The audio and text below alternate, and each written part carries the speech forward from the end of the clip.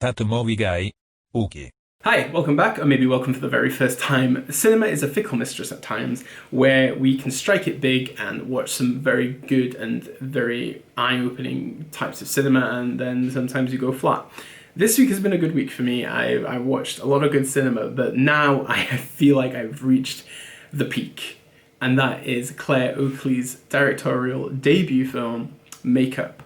Makeup has been on my radar since October of last year at London Film Festival. I unfortunately missed it, but I heard very good things, and I was very glad to hear that Curzon were taking over, making sure it had the right distribution, and the audience that deserves it gets to see it, and it's available now on Curzon Home Cinema, so go over there. Anyway, stop the babbling, let's get talking. Makeup follows the story of Ruth. She travels to a seaside holiday park to stay with her boyfriend Tom. It's off-season, so the resort is mostly deserted except for a few residents and a handful of staff charged with sprucing up the place. Ruth gradually settles into a new environment, finding it work and making a new friend in the form of makeup enthusiast Jade. But one afternoon, while giving Tom's caravan a spring clean, Ruth finds evidence her beau may be cheating on her.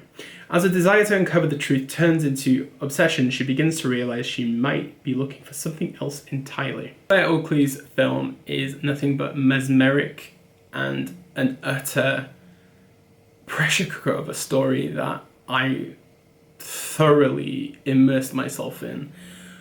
From the get-go, we are not quite sure what kind of genre this film is.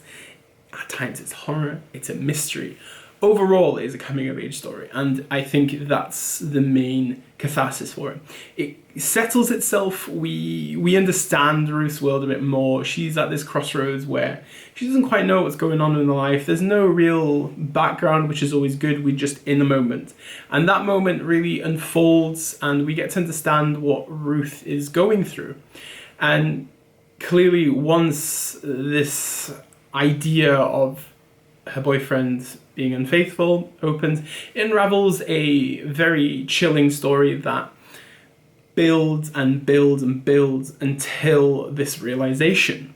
And this is a story of sexual liberation, it is a story of knowing yourself and becoming comfortable with who you are. And Claire Oakley's film just is a beautiful transition, going from a very cold and bleak film into something that's a lot more warm and more fulfilling. And she succeeds with this with very tight framing at the beginning. We are kind of claustrophobic within it. We are within the confines of Ruth's mind, I believe, at times, where the ambience and the coldness of the colorization of the film really enhances the feeling. But what makes Makeup, I think, extra special is the sound design. The sound design is the boogeyman. It's the Baba Yaga in the background that builds and builds, and it's petrifying. I jumped a few times where I didn't necessarily think I would.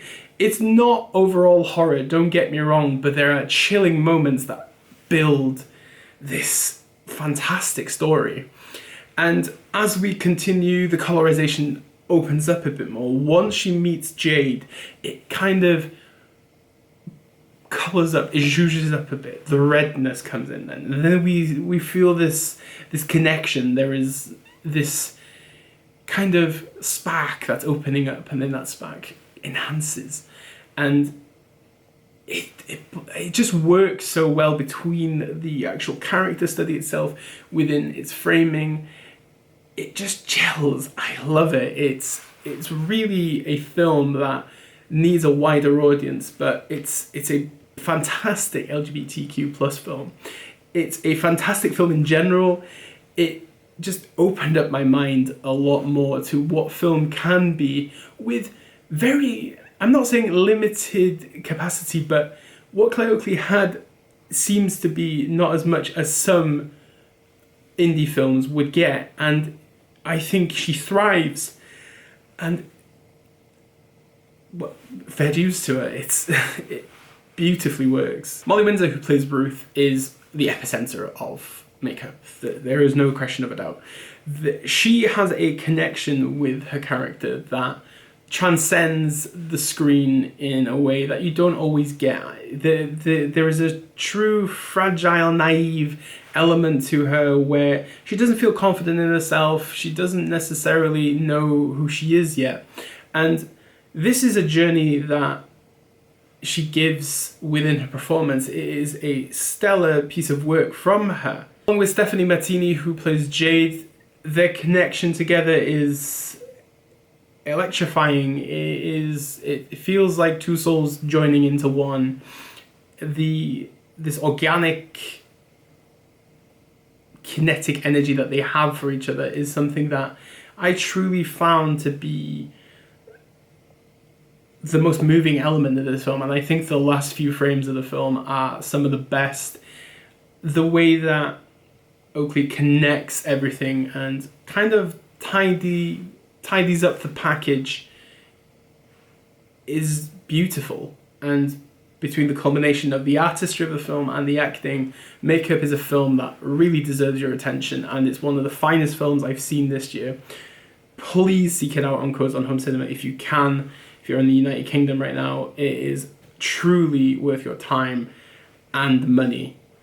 Trust me on this. So, have you seen Makeup yet? Please let me know in the comment section below. What did you think of it? Are you excited? Are you intrigued to see it now? Is it going to be added to your watch list? Going to be the weekend watch? Please, I'm always eager. Thank you very much to my subscribers as always. Keep sharing the love, like, share, do whatever you please. My Letterboxd list is at the bottom if you want to see what I've been doing. My 3 Films Festival is continuing over the weekend. If you started watching the shorts already, thank you very much. Much appreciated. I can't thank you more than enough. It's going down very well so far, and let's hope the next few days continue with that.